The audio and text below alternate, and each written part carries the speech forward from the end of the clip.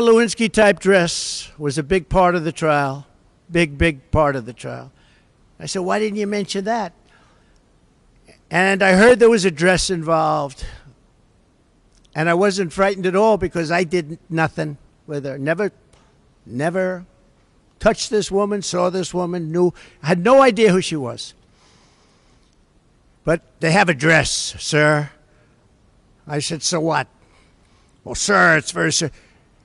They used that dress to try and intimidate me.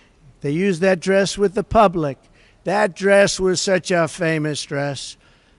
It was Monica Lewinsky, Part 2, the dress. And the judge wanted it for trial. And it was going to go into trial. And then they found out there was nothing on the dress, which I knew. And then the judge wouldn't allow it to be used. So they used it as a cudgel. They used it as a hammer over my head. And then the judge, when he heard that it showed totally negative, the judge wouldn't allow us to use it at trial.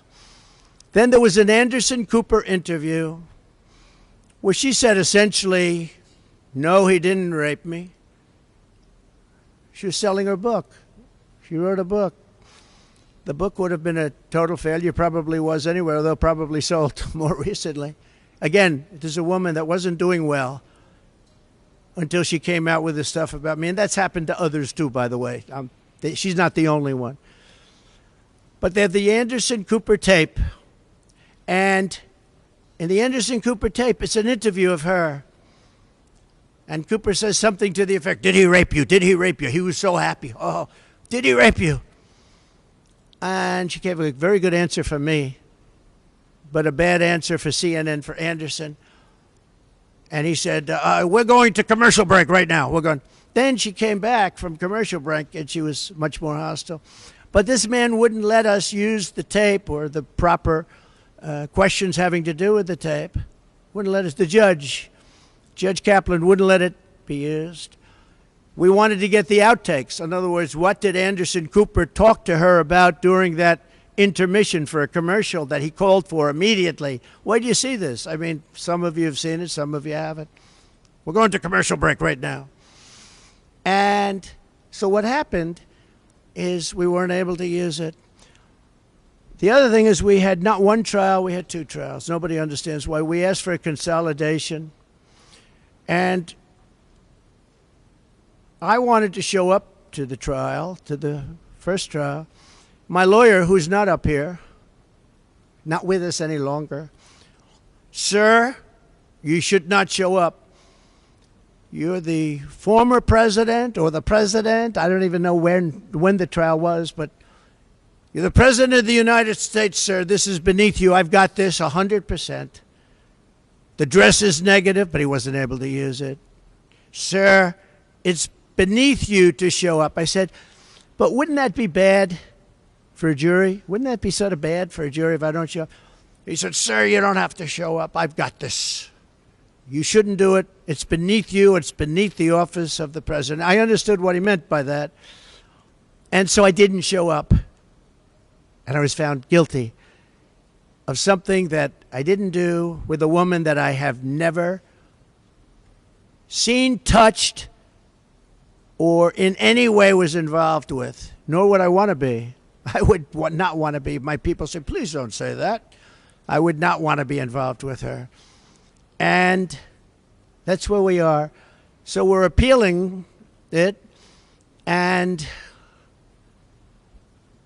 people would say it's not a friendly panel based on the appointments, but you'll look that up yourself. But I hope they understand this is the office of the President of the United States, and there has to be fairness shown. Our court system is looking so bad. If you're a Democrat, these are all Democrat-appointed people. Biden, Clinton, I think others. 3 people. They seem very good today, and I mean, they seem absolutely fine, but I've read and I've heard it's not a friendly panel, but I wasn't surprised because I don't get friendly panels. I don't get friendly panels. But where we've had fair judges, where we've had brilliant judges, frankly, I don't know the judge in Florida, Judge Cannon, don't know her at all. But I think she's a brilliant woman. I think she handled a scam. It's a scam case. That's the documents case. That's the case where Biden, who had 10 times more documents, took all this stuff for years, 50 years, and he was exonerated. Of course, they said he was incompetent, so he wasn't fit. So he was exonerated based on that. But me, I don't get exonerated so easily. And I had a thing called the Presidential Records Act, which exonerates me. But we won that trial, and the other side plays the ref. Crew and Weissman and all these people. And again, Lisa Monaco should not be involved in this because she's been after Trump for years, and now she's like the second person at the DOJ. But she's with all these people. And they're playing the ref, and they say terrible things about judges. They do it with the Supreme Court justices because they think they're going to intimidate them. I think it should be illegal. That's what the DOJ should look into, the legality of these people taking a brilliant judge and demeaning her, and taking other people that are fair and solid and demeaning them. It's called playing the ref. Nobody did it better than the late, great Bobby Knight basketball coach. He would play, he would scream at those refs and everything. They'd say, Bobby, you're not going to get the decision overturned. Yep, but the next one I will. And he was right. He was a great basketball coach. Last coach to have an undefeated season. Last coach in basketball to have it many years ago. He also endorsed me, but he played the ref. These people are playing the ref when they are allowed to call for recusal, impeachment of a judge because they're not getting their way. And for some reason, the other side doesn't do that. They don't do that. The other side is much softer. Republicans play it a lot softer, but they play it legitimately. So I'm going to ask, if I might, Will Scharf to come up, just say a couple of words about what took place today. One of our attorneys working on this it's a ridiculous case. Remember, it never happened. It was made up for political reasons. And the DOJ is behind everything. Every one of these cases. It's political interference. It's a witch hunt, just like the fake Russia scam was a witch hunt. And just like they want to start that scam all over again by announcing that Russia we're talking about. And you know what they do when they do that? They intimidate people from having a fair election. They intimidate poll workers from speaking up when they see crooked things take place in the election. And it's a disgrace. Our country's in serious trouble. Our judicial system is in very serious trouble. Will, please come up. Thank you. Good morning, y'all. My name is Will Scharf. I'm one of President Trump's attorneys. Today we presented oral argument before the United States Court of Appeals for the Second Circuit in one of two cases brought against President Trump by E. Jean Carroll. Now, it's really important to remember that E. Jean Carroll's story at its heart is an utterly implausible he said, she said story.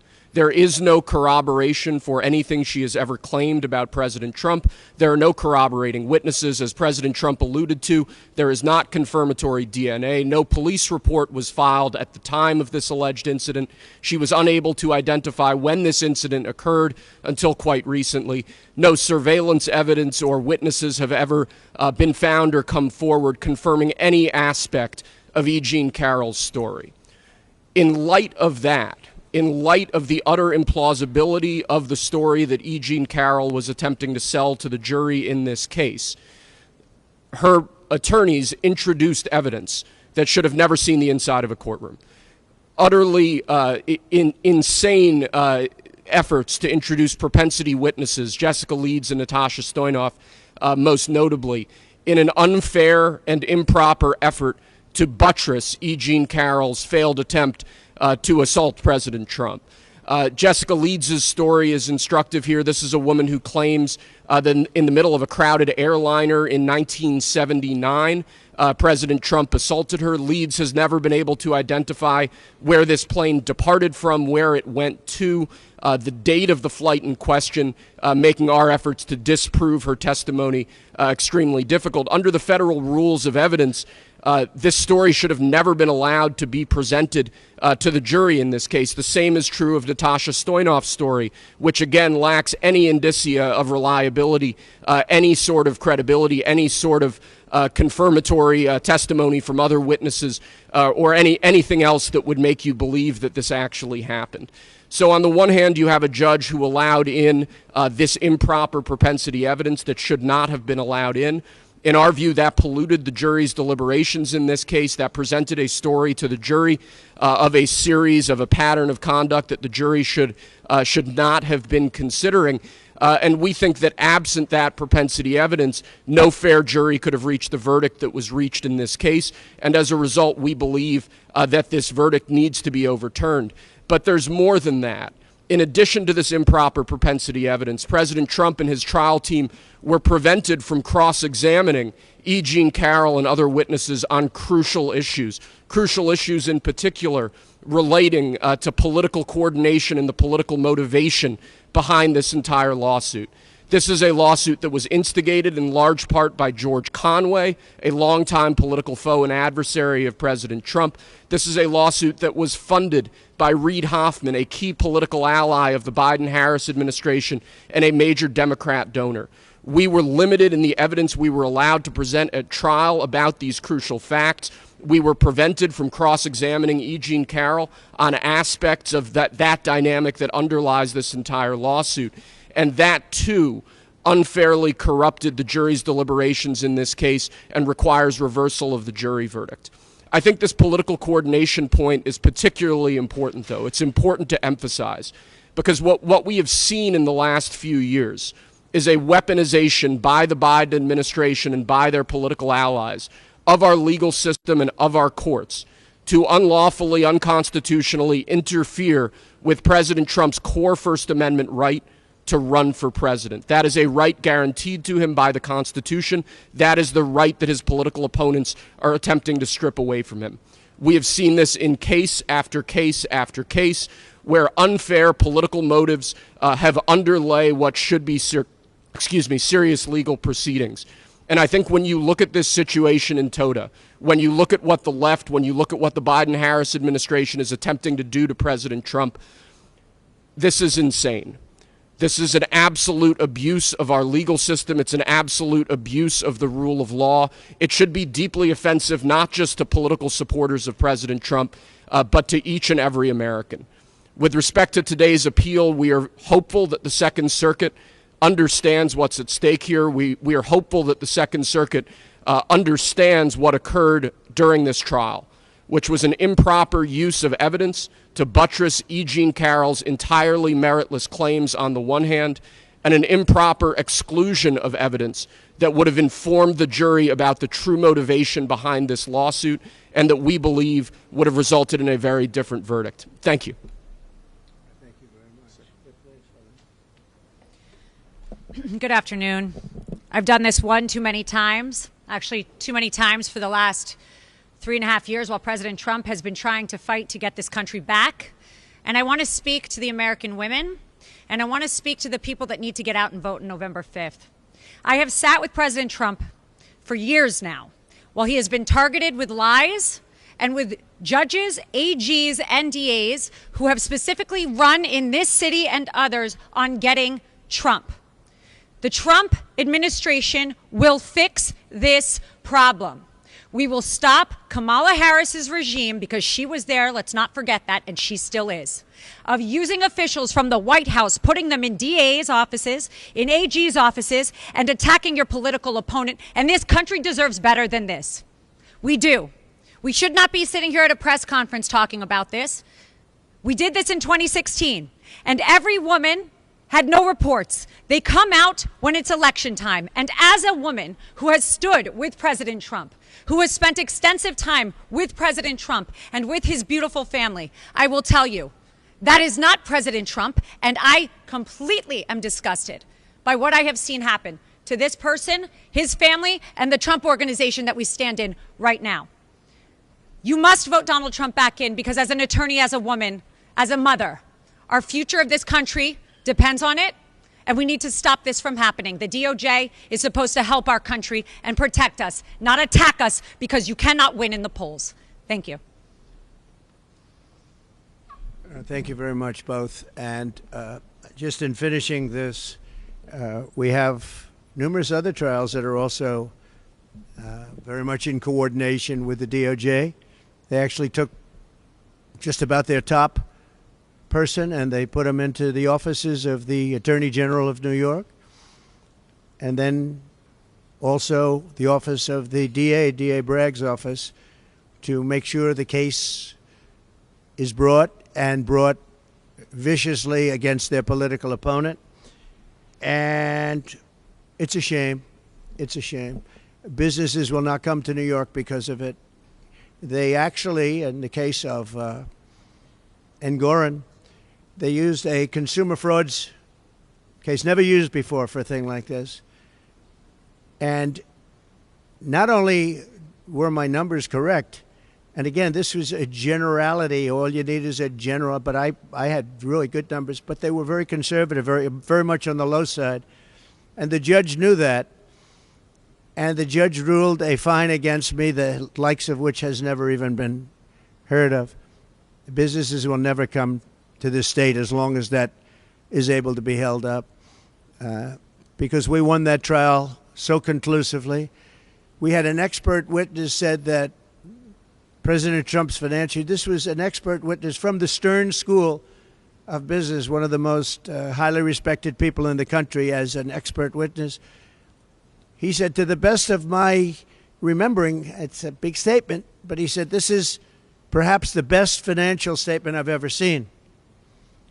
But the judge made me pay like a $400 million fine. This is a consumer fraud statement.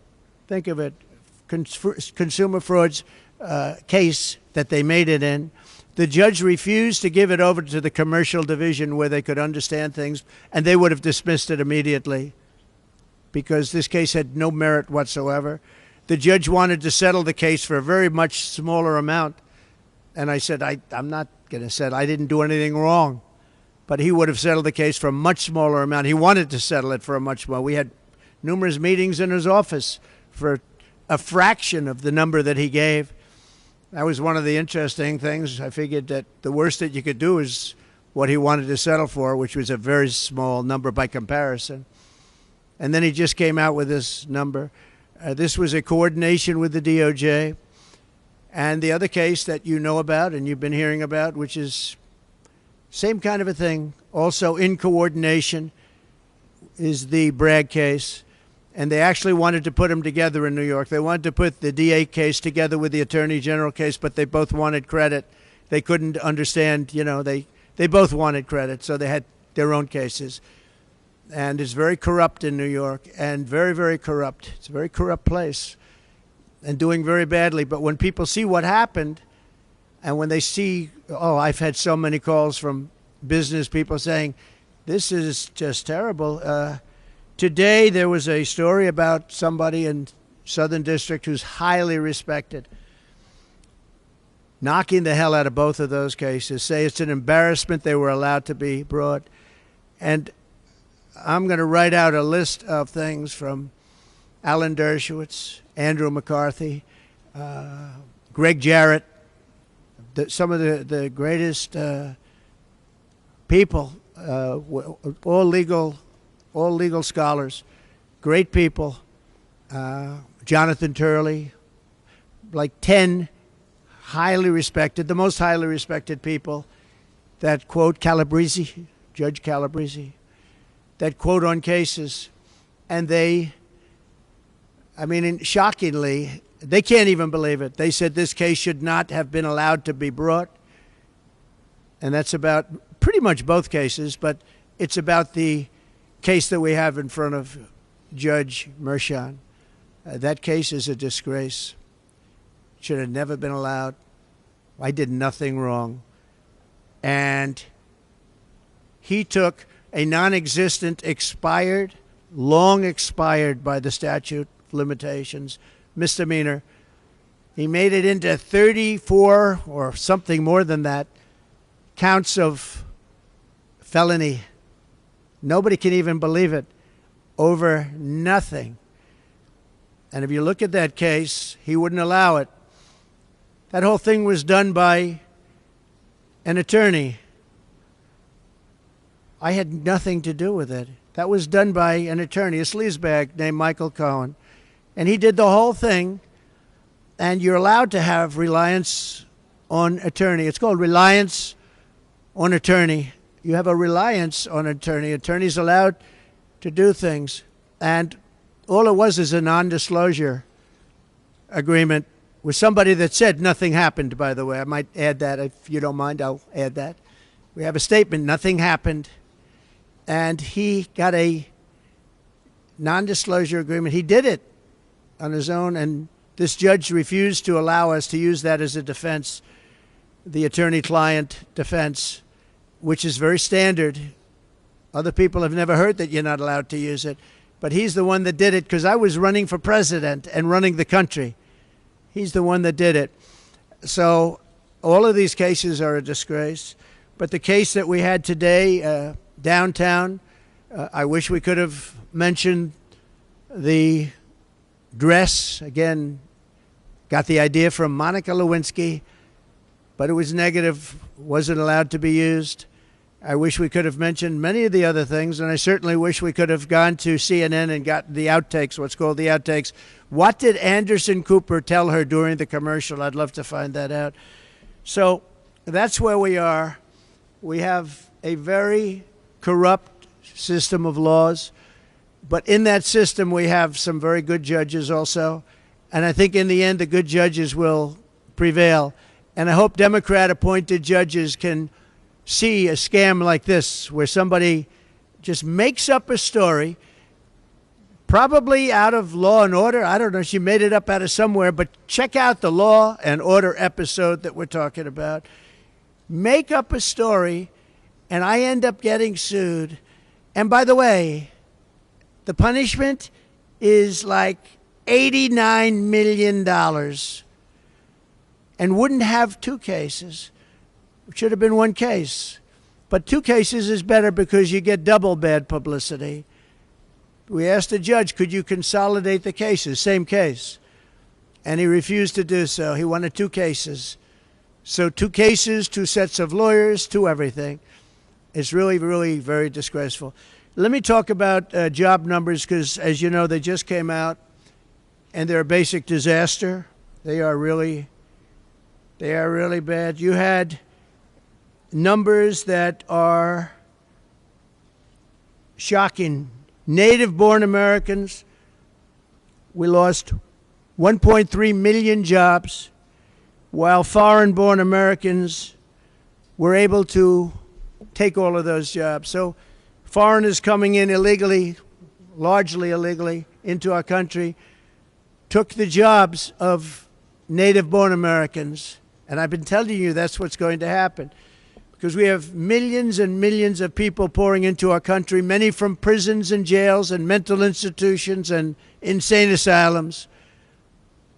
Traffickers, human traffickers, women traffickers, sex traffickers, which, by the way, that's the kind of thing that people should be looking at because it's horrible.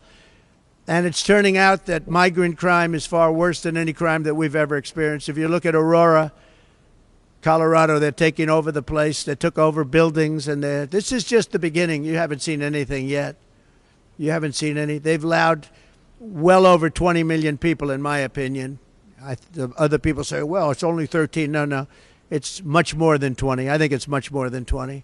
Our country is being invaded because of incompetent people like Kamala that doesn't want to do one interview. She does one softball interview with CNN. Couldn't have been nicer. Dana Bash, you know what? I gained respect for Dana Bash and for Jake Tapper, because in my interview with Sleepy Joe, I thought they were very fair, actually. I was surprised. They were very fair. I'm going into very hostile territory shortly on a debate with ABC, George Slopadopoulos and that group.